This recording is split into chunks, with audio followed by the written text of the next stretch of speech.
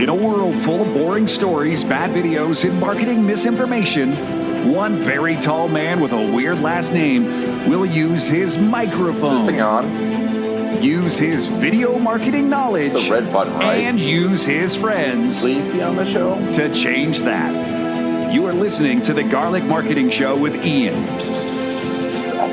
What? No, that's how you pronounce it.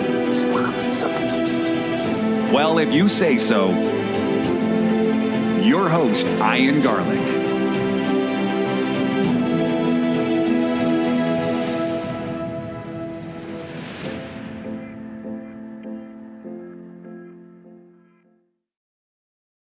Welcome to the Garlic Marketing Show. Ian Garlic here, and I'm super excited about today's guest because she's worked with some of the best, and she's danced for the Queen of England when she was 16.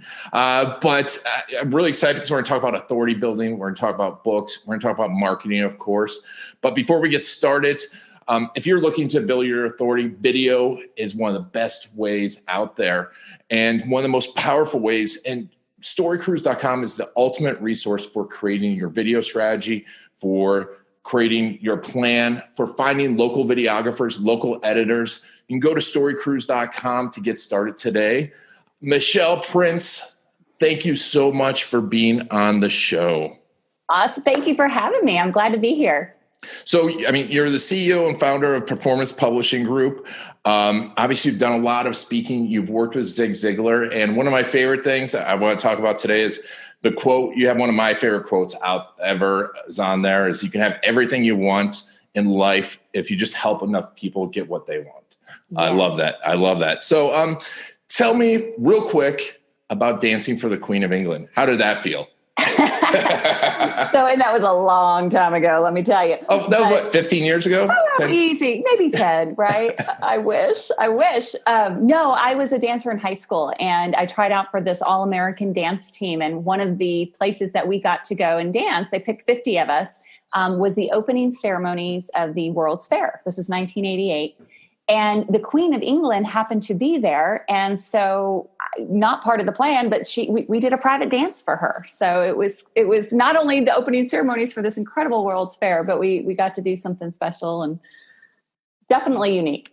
Very, very cool. And you've done a lot of amazing stuff since then. And I want to get into authority building and how you build authority and why authority is important to everyone.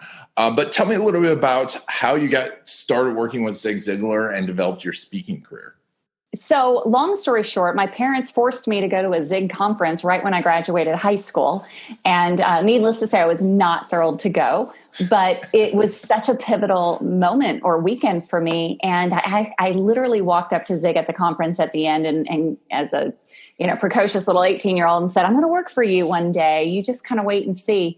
And it was almost I went off to college, and it was almost 5 years later to the day I ended up working for Zig in sales. And so that was the beginning of my career working for this incredible man, this incredible company. And we were, changing people's lives. So it was pretty powerful. Very cool. And Zig obviously was one of the biggest speakers out there for a long time. And he's like the grandfather of almost everything that we see today. It's interesting because I still listen to it. Between him and Jim Rohn, it's pretty much everything you hear today is echoed from that. Oh, sure. Absolutely. But, obviously Zig had authority, right? Zig Ziglar had authority. But you now have authority. At what point did you realize that, hey, this is something that I can take for myself? And how did you do that? Well, truthfully, it took me a little while. My story, I left Ziglar, I went into software sales, and I kind of tried to climb a corporate ladder for many, many years. But I secretly wanted to, do what I'm doing today, speaking and coaching and all of that. And I always wanted to write a book.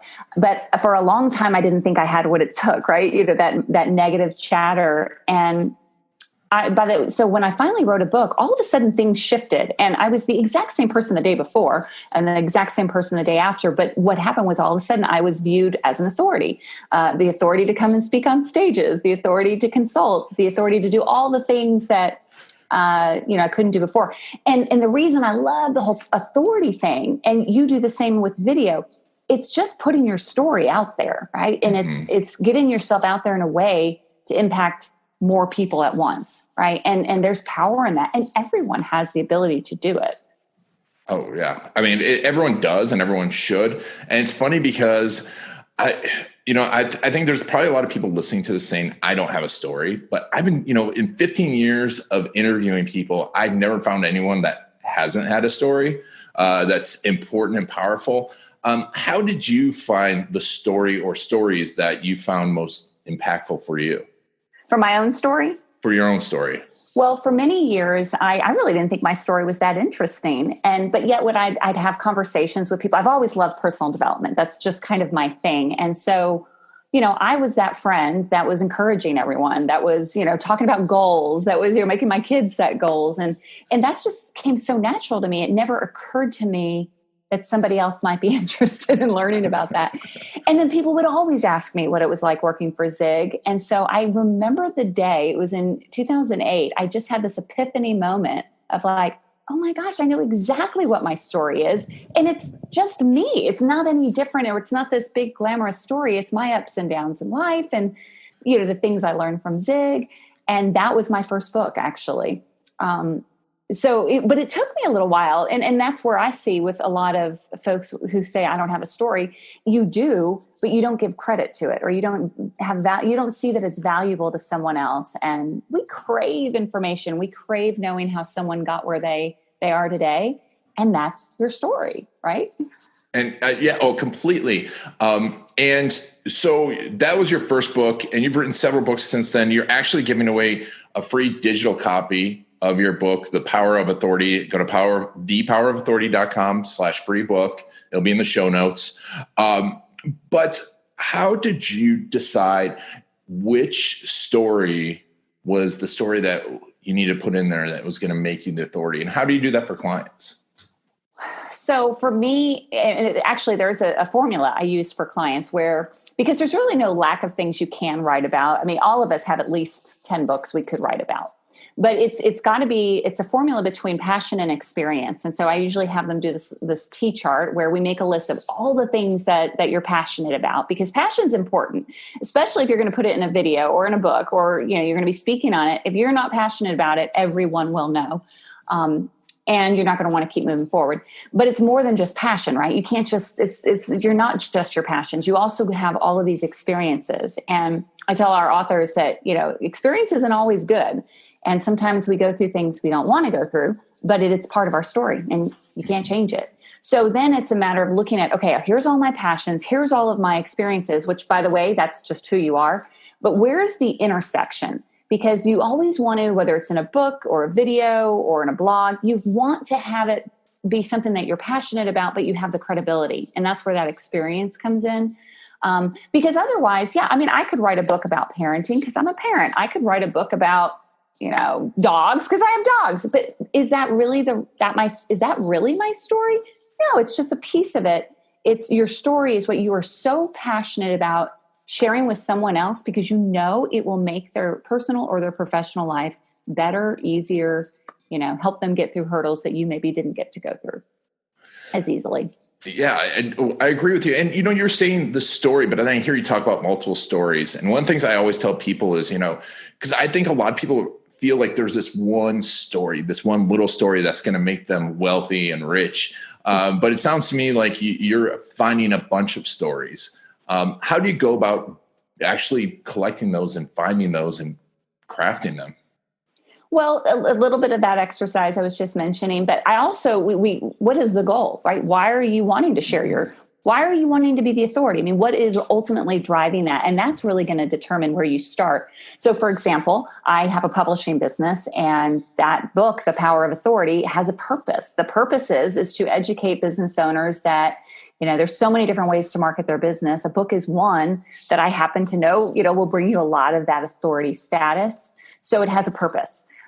For somebody who's just starting out and they would say, well, I want to write a book or I want to share my story. Okay. Why? Is it to build, a legacy for your kids, or is it to become a speaker, to be, build a platform? And if that's the case, then it's a little bit of a different approach to figure out what do you start with? But I always tell people too, the fact that you write a book, I mean, the published author is what gives you the credibility, not necessarily the topic. So what's going to be the easiest for you to get out the fastest, to start leveraging that authority right away? And so I want to know the story of when was the first time you realized that this book was making you an authority, that your first book was making you an authority? So it's funny. The backstory is when I finally decided to write my book, and I had that like, oh, I can do this. I didn't tell a soul because I wasn't writing a book to build a business. I literally just felt like I'm going to write a book. I'm going to share it with my kids. I mean, who do I think I am to put myself out there that much, right? And what happened was, and even without trying, I wish I could say I had a grand plan. All of a sudden, once I was published and we did a launch and it, hit bestseller in those categories like those marketing efforts can do. But what happened was instantly I started getting calls to speak locally, women's groups, all over, just calls to speak because I was an author. And then the second thing that happened instantly, as soon as someone read my book, I would start getting phone calls from people saying, oh, I want to hire you as my coach. And I really literally would say to people, well, I don't coach. I just wrote a book. Like, why would you pay me when everything I would tell you would be in this book? And that is when my eyes opened because I realized that people learn differently, that just who you are in your story, there's someone out there that's going to benefit from it and they want to invest in you to learn more. So that was the beginning, but I was a reluctant business owner because I didn't write that book to build a business, but that's exactly what happened. And it's why I'm so passionate about helping people to do it today. Yeah. And I want to talk a little bit about, because about the process of writing a book for authority, because I mean, obviously you've done it a lot. But I really want to know, when you're writing that first book and, because you're telling, I put everything in there. And I think this is a big thing when people make videos, when people write content, that they don't give everything. And I think it comes back to that quote we had at the top, the Zig Ziglar quote, you can have anything you want as long as you help enough people get what they want. So, how important and how did you make sure that you put everything into that book? Everything you knew, because it sounds like you're like, here all it is. Yeah, right. Here it is. And funny, it's as soon as you do one book, you realize, oh my gosh, I have so much more to share. But even in videos. So there's a little technique that I've used from day one, and I share it with our authors is don't think of if you're writing a book or you're putting together a script for a video or anything you're trying to do, don't give it so much energy. Put it aside and don't think of it that way. Think of it like you are sitting across the table from your best friend, your child, the person that means the most to you in life, and they come to you. And like my book was on personal development. It was called Winning in Life Now. And I just envisioned if one of my sons came to me desperate and they're like, Mom, I'm stuck. My life stinks. I need you to teach me everything you know about being a winner in life. What do you got? And if someone were doing that over coffee with you, you wouldn't hesitate to just like, oh my gosh, okay, well, first things first, you got to figure out, you got to set some goals or work on your self-esteem, all of that stuff, right? You instantly want to share and help people because that's just who we are. The same is with a book or a video script. It's like, okay, how can you serve someone? And if you only had one chance to give everything you know about that topic, what would you say? And it's just instantly, it can come out. But I always tell people, stop thinking about writing a book. Just serve people, and because that naturally will just come out. If you're listening to this, I think you need to mark that and listen to this over and over again, because I think it's probably one of the most important things I can tell anyone in video marketing. It's what I tell people when they're making their marketing plan. And I think you told it in 2 minutes, but it's so crucial. It's like sitting across from someone and giving them advice. And it's funny because people think that they should have this marketing speak or this author speak. And like you're saying, it holds them back. So what happens next? I mean, so you did it. Obviously you had this natural, but now you're helping people create books, right? You're helping authors get published. How do you keep them in line with that? So obviously I like helping people with books, but I always say it's not about a book. It's about your story. And a book is just one way to really leverage your story. It's all about platform, as you know, right? That's what you're doing with video. And what is a platform? It just enables you. It just makes people want to listen to what you have to say. And so for me, it's just, I'm a big believer in helping people. Everything we need to be successful is already within us. And sometimes, for most of us, we need someone else to see it first. So that's what I love to do. I love sitting down with someone and seeing, like, here's what I see. Here's what I know to be true for, like, here's what you could offer to someone to make their life, better. Or maybe you're great in business. Okay, great. Well, why not help other business owners? And so it's not really rocket science. It's literally just kind of putting the mirror back on yourself and just seeing what you already have. But the big thing is the courage to do something with it, because that's sometimes the hardest, to be authentic. And then that's one more thing I'll just add is it's about authenticity. It's not about being perfect. Like you said with your marketing speak, the more perfect we are, I feel like the more we repel people, because I don't know about you. I am so far from perfect that I can't relate to that. So, again, just come from a place of what can I share with someone personally or professionally that would make an impact, that would help them, and just come from that angle and then do it authentically. In a book, it's true. In video, it's true, because everyone's like, I think that's I know it's what stops so many people. They're like, what am I going to look like? What am I going to sound like? I'm like, if you're helping someone, who cares? Yeah. I just have to add to that. Sorry to interrupt you, but no problem. It just gave me this reminder. So when I was early in my speaking career, I've always liked to speak. So that part kind of came natural. But, we've all been on a stage where you get nervous sometimes. And somebody said to me, the reason you're nervous is because you're making it all about you. It's almost like you have a spotlight, right? There's a spotlight. And when you're speaking and you're nervous, that means the spotlight is on you. And you're worried, oh my gosh, are they looking at my shoes? Or what do they think of this? Or that's not why you're up there. You are there to serve. So turn the spotlight on them, and you won't come from a place of being nervous, because you're literally there. I'm just here to give. I'm just here to serve. And I don't care how I look. We do, but you know what I'm saying.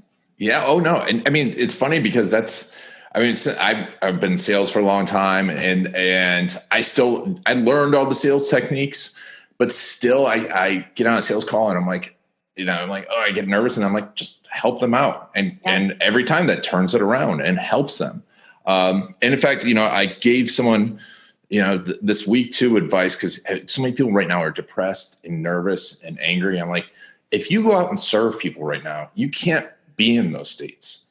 It will move you out into a place of gratitude, of helping. And I think that's fantastic advice. But I do want to move into how authority works, because you've built this, and obviously you've built authority. You wrote a book, you've got it out there, and you've got a broad base of authority now. But what are some of the surprising things authority has done for you in your business and your life? That's a great question.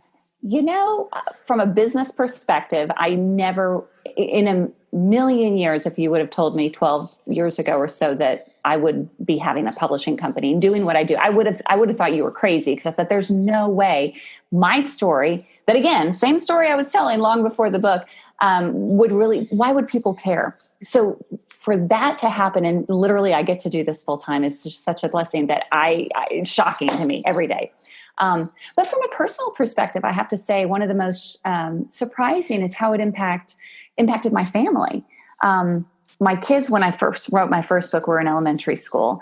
And, for them to be so proud, like, my mom's an author, and, now they're way older, and I don't know if they feel the same way, but they're 20 and 17. So we'll see. But the other cool thing is, so my mom, my dad, and my brother have all now written books. They're all authors. They're all making an impact, some in different ways, some just to inspire and others to build a business. So to see the ripple effect, it's kind of like, when you get over whatever's holding you back and you put yourself out there, it almost liberates other people to be like, oh, well, shoot, if she can do this, I can do this. And that has just been one of the greatest gifts out of all of this. And I think about it all the time. And, I'm so fortunate we have helped so many people to tell their story. And I think, wow, what would have happened if I stayed with all that fear of like, oh my gosh, what are people going to think? I'm no Zig Ziglar. It's like, once you can get past that and realize, no, it matters. Your story matters, but you got to tell it for it to make an impact. It's so true. And that's fantastic advice because, it reminds me of, I don't know if you've read The War of Art by Stephen Pressfield, but it's a great book. But he talks about, you're not going to help when there's a bunch of crabs stuck in a bucket, you're not going to help them by sitting in that bucket with them. You got to get out of that bucket and show them the way. And it's fantastic because think about that. You inspired so many people, but when you're able to inspire those people around you, it's impactful. And I think anyone listening to this can do it. Go ahead. Oh, I was just going to say, and one thing on that, you don't have to be perfect to do that. So many people when I'm at the height of my career, no, you just have to be 1 or 2 steps ahead of someone else you should feel obligated to share your story. I'll add one last thing and then I'll stop. But my friend, Tom Ziglar, Zig's son, he talks about the sin of the desert. And I love this because this relates to your story or your authority. Is the sin of the desert is you're in the desert, right? You know where the water is and people are dying because they don't have water and you don't tell anybody. That is a sin, right? Well, the same with our story. If you've overcome divorce or negative thinking, or you've built a business and you know how to do that, or you're a really great parent and you don't share that information with someone else, that's tragic. So 2 steps ahead, that's all you have to be. And actually, and I like to reference books. So Chip and Dan Heath did a bunch of studies on it, and they've shown and made to stick that the people that are just 2 steps actually help most people. It's when someone's way far ahead of you that it's really, and we always, that doesn't have the most impact. And to your point of the sin of the desert, one thing I always hear from people, especially people that are really experts, like I've worked with attorneys, I have 30 years of experience, and is one thing I call the curse of the expert, and that because they know so much, they know how much they don't know, so they don't want to put themselves out there as experts. And to the point of the sin of the desert, it's like knowing where the water is, but not telling people because you don't know how to make a bucket or how to plumb the water out there. It's like all you have to do is bring the people to the water. So love that. Such a great. And thank you, but you're making some fantastic points, important points here to people, because I think there's a lot of people stuck right now. And it's a time to become an authority, especially in all this chaos, to help people, and people are afraid to do it. Is it that same thing? Is it just get out there and help people? Is there a right time to not be putting your message out there? Wow. So this has come up a lot. I've actually, over the last month, having more conversations with people realizing that if not now, when, right? Yeah. Because everybody, I deal with mostly people who have nonfiction, personal, professional, something they want to share. It's like, if ever there is a time to organize your thoughts and how you can serve someone with what you know, it's now. And, obviously it will help you, right? Those who emerge as 10 steps ahead are going to do better once this is all behind us. But the other thing is never is there an opportunity that people need it more than now. People need encouragement. At the end of the day, that's all our stories are. It's just hope and encouragement, even if it's technical, right? You help people with videos, but if you could put a video out there to be like, guys, this isn't rocket science, and there's a process and a formula, and I can show you how to do it, that gives somebody hope, like, okay, this isn't as hard as I thought. And so I personally believe now is the best time, when everyone else is scared and literally paralyzed, thinking about yourself and like, what can I do to serve people will absolutely help you in the long run, and especially everybody else. Yeah. And it helps other people too. Yeah. And so, even if you do make money off of it, you've got to keep your life support system on. And I think a lot of people are afraid to make money with their authority, building this authority and asking for money. How, do you see that a lot in the people that you're coaching, and how do you help them overcome that? Yes, and I was one of them, to be truthful. When I first started, so I wrote the book, and then like I said, I was getting calls to speak and to coach. And because I wrote about something I was so passionate about, personal development, and I love feeding into people. That's just my personality. So, I would do a lot of things for free in the beginning because I thought, well, I'm not an authority yet. I just, this is what I know. And so I would say like, oh, I'll just coach you for free, or I'll speak for you for free. But what I figured out really quick, one, you can't survive on that. Not much of a business if you're not making money, but more importantly, you're not helping anybody else, because if you're not asking people to invest in themselves, they're not going to do it. Right. So, but I was so hung up on that in the beginning and didn't put the value to what I knew because it just came natural to me. But I just know, and I know you know this too, is like, you have to see, people have to believe in, or here's a quote I've said for years: people will believe in you to the exact degree you believe in yourself. So if you don't believe you have what it takes, if you don't believe you're the authority, if you don't believe you can make a difference, guess what? Nobody else will. So it starts with you saying, you know what, I do have something to share. I do have a heart to help people. And when you put it out there, people will believe you. That's what happened to me. And I'm no different than you or anyone else listening to this. And that's such a powerful mindset. Powerful mindset. And I mean, that's what it's all about when it comes to marketing, is the mindset. Yeah. And to get it done and believing in yourself. So, there's probably a lot of people listening to this that are thinking about a book and thinking, well, you know what, my book will never get as big as Michelle's. I didn't know Zig Ziglar. I don't have a publishing company. But I'm sure you have stories of people who've built not a whole lot of authority, but enough of authority to transform their business. Can you tell me about a few of those? Yeah, gosh, we have so many stories. First one that comes to mind is a doctor that we've done a couple books for, but his first book, he was already he had a successful practice. And so he was using the book kind of as his business card, just, to help with that. But he literally sent us a letter or a testimonial saying that one book, which was a marketing approach in his mind, was the best ROI on any marketing initiative they'd ever done. And he's very much into, the whole digital marketing world, because it was the exact same thing that he was saying to the patient face to face, but for whatever reason, because he was kind of a holistic, had a program to buy into. And instead of just saying, I'm the best, he would just push that book across the table and say, you know what? Go to chapter 10, because one of our other patients is dealing with exactly what you're dealing with. Read their story, read what we did for them. And he said that just, it instantly changed everything for him in his business. And it was the same exact information he had on his website. He had that he was telling people. So that's just a really cool story. And I think that's a very important, like when you're thinking about the profit of authority, a lot of people think authority, well, it's going to drive these leads for me in these traffic, but really those moments are when you profit, because you think, hey, someone's taking more action. It's an existing customer.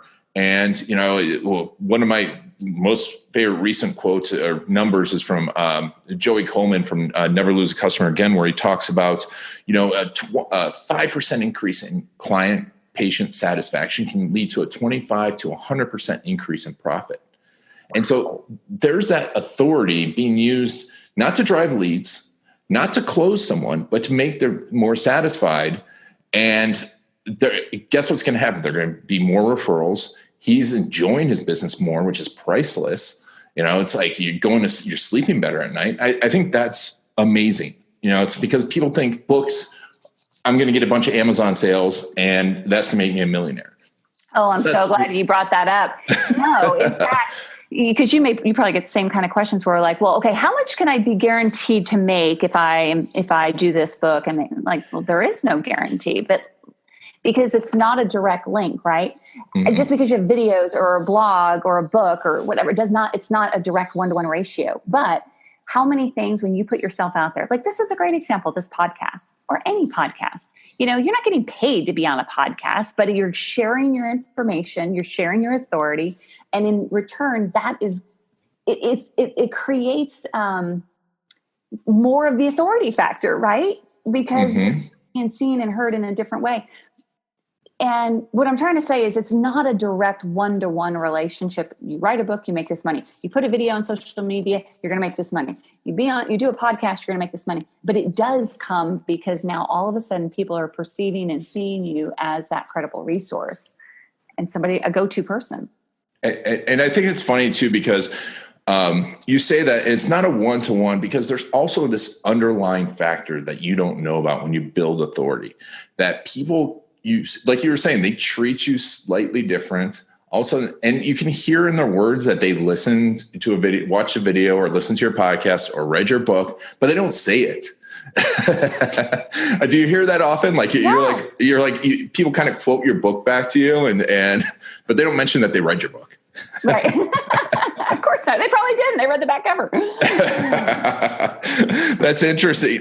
So you're mentioning a podcast. You have a podcast too, correct? I do. I actually just launched my own. I had been co-hosting just part-time with the Ziegler Show for years, and I love podcasts, but I was very reluctant to do my own until recently. And tell me about your podcast. What is it? Well, it's called The Power of Authority. There you go. But it's really not just about a book. It's more about, I interview people who are using their authority and making an impact in a big way, or helping others with just who they are. And so we do talk a little bit about publishing here and there, but primarily I'm bringing people on that are leveraging their story and how others can do it too. Love it. Love it. It's so important. And so, when it comes to, let's talk a little bit mechanics of book writing, of how you guys work. And you know what? Here's the thing. It's like the two things: how am I going to get the book done? And then how am I going to make it a bestseller? Those are the two questions, right?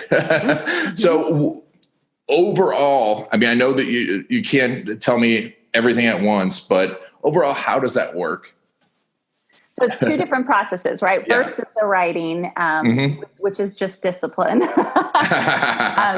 fact, I'm in the middle of a mastermind group right now where we're writing a book in 30 days. And it's like, look, it can be done, but it does take discipline, but it's not a lot. I mean, 500 words a day is not much. But the other thing is where people usually get hung up in writing a book is you don't have to write a book to be an author. And what I mean is you have this story, right? You know something, your expertise, your passions, all of those things.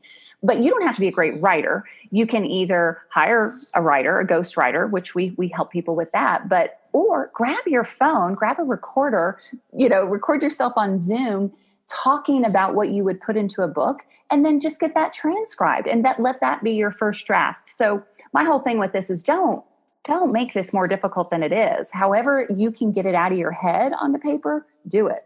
And so that's the first thing. Mm-hmm. And then, of course, you have to go through the publishing process, and you have options. You can do it yourself, or you can hire a company to help you. And then, and only then, can you really start looking at that next part of bestseller, which is just marketing. It is literally just, okay. And whenever I help people with books, I'm like, it's so much more than just publishing a book. I mean, yes, you have to write it, then you have to publish it. But if you don't market it, if you don't get your message out in a big way, you're not going to help anyone. And I'm a big fan of what you do, because I don't do what you do other than for myself, but I tell people, get out there on video, because that's how people are engaging. And if you're not ready to put it in a book, get it on a video, do a Facebook Live, do something. But you got to market your book, or it will never, ever sell. Yep. Yeah. And so I always ask for like a ninja tip. What's the one thing that's working right now in marketing books? What's one of the unique things that you're doing right now? If you can tell us one little secret, I'd appreciate it. Yeah, no, I'm like, that's a great question. This is giving it away for free is actually something that, and I know that doesn't sound like something anybody wants to do, but I certainly didn't create this. Russell Brunson certainly has done a good job of it through the years of, if you have a book and you put your best stuff in the book, right? Don't hesitate putting your best stuff out there, because guess what? Most of the time when somebody reads your book, very, very few people will take it, read it, and do it and go and implement it on their own. Most of the time we want somebody to help us either coach us along the way or do it for us. So in my experience, when I first launched The Power of Authority back in November, I'm still not selling it. I gave it away for free, the physical copy, completely for free. And that cost me a lot. But it doesn't take many publishing clients to totally make up for that. So that is something that it's not a secret, but it's working. It's working because if you can get your content out there and somebody reads even just enough of it to see you as the authority on your subject, I promise you it'll come back. And one other thing I'll add to that, and this is something I've been doing for years, is I've been saying that your book is your business card. I mean, no matter what, it is a business card. And it doesn't have to be a full book. Like, this is my full-size book, but I have my business card. It's over there. It's not within arm reach to show you. But it's a little book, and I call them mini books, business card books. I give that away for free. Now, it's published the exact same way a full-size book would be. So it's done well. I have an expense to it. I mean, it costs me money to publish it, to design it, to print it, but it's not much.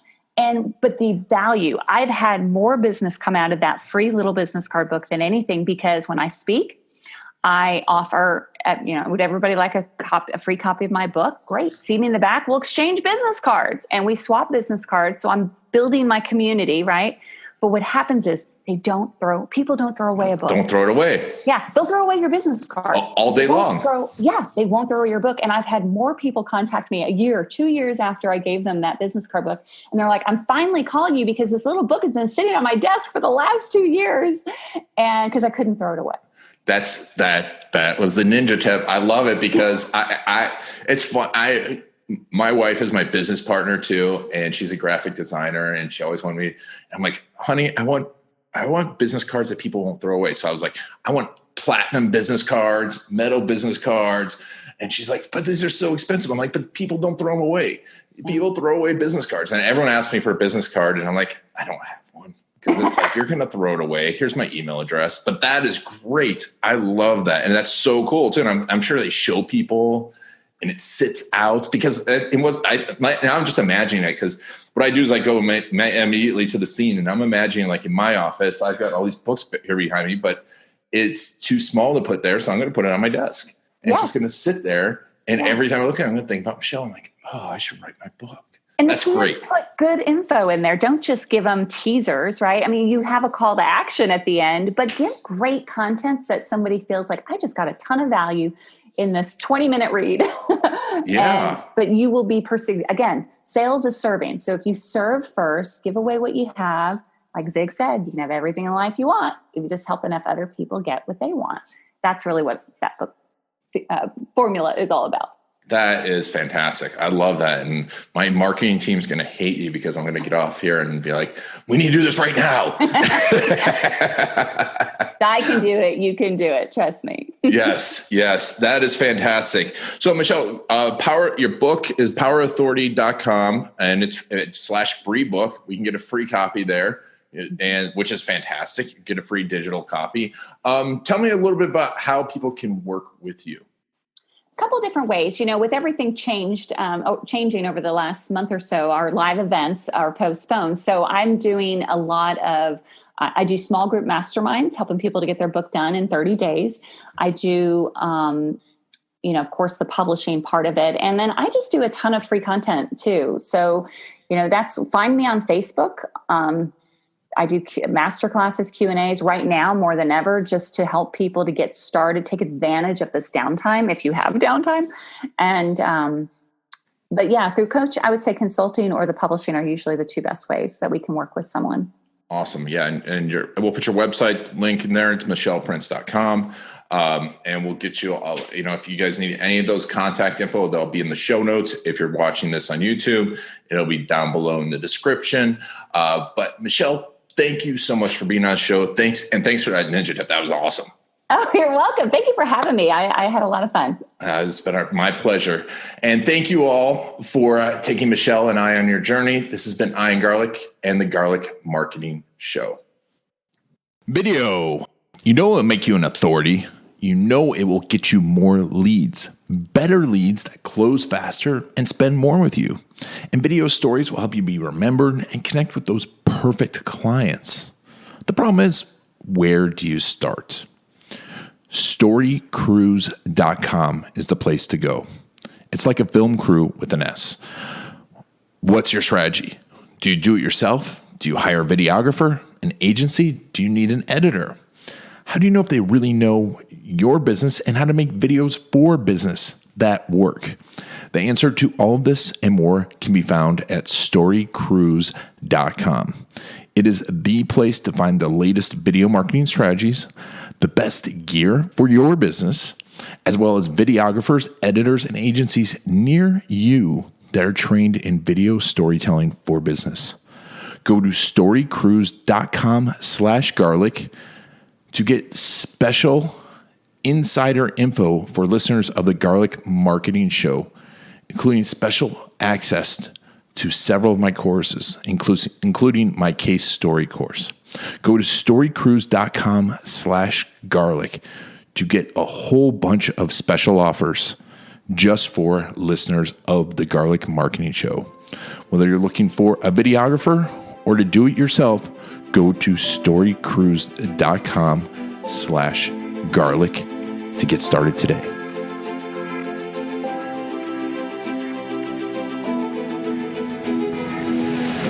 That's it for the Garlic Marketing Show. If you want to get the inside scoop and the latest techniques, make sure to follow I and Garlic on Facebook.